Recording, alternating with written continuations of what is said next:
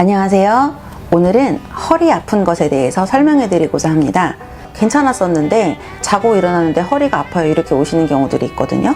근데 이제 이런 경우들에 있어서 우리가 생각하는 척추의 문제들, 예를 들어서 협착이라던가 아니면 디스크라던가 이런 어떤 위중한 문제가 아닌 생활 습관이라던가 자세 때문에 허리가 아픈 경우들에 대해서 말씀을 드리고자 합니다.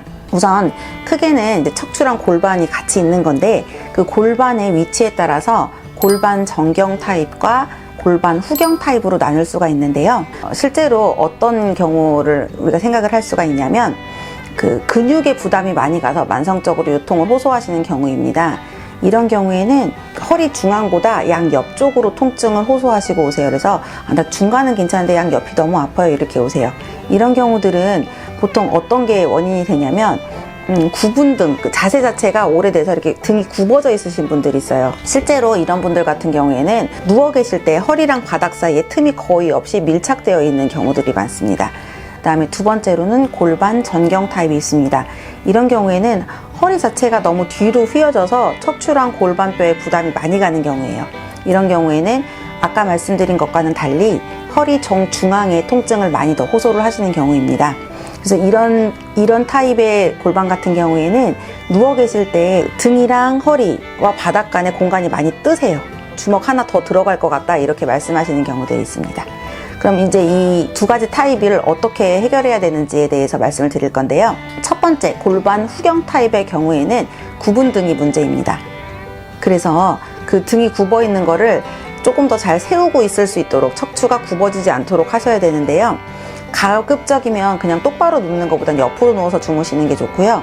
그리고 엎드려서 눕는 자세는 가장 좋지 않습니다.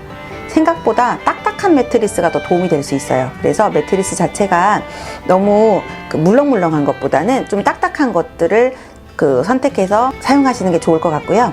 두 번째, 골반 정경 타입의 같은 경우에는 허리 자체를 너무 딱딱하게 펴서 일자로 만들어서 다니는 게 쉽게 말하면 문제라고 볼 수 있습니다. 그래서 그런 경우에는 이 허리를 받쳐주고 있는, 척추를 받쳐주고 있는 장요근이랑 그 대퇴직근 같은 것들을 너무 긴장을 줘서 더 불편하게 되는 경우이거든요.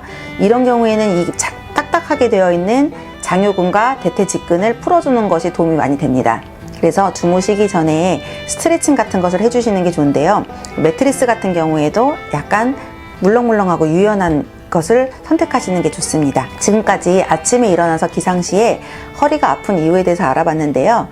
만약에 이런 생활 습관의 개선만으로 호전이 안 되거나 하는 경우에는 실제로 아까 말씀드린 다른 질환들이 있는 경우들도 있습니다. 계속 불편하다 싶으시면 가까운 의료기관을 찾아보셔서 정확한 원인을 진단을 받고 해결을 하시는 게 좋을 것 같습니다. 오늘도 긴 영상 봐주셔서 감사합니다.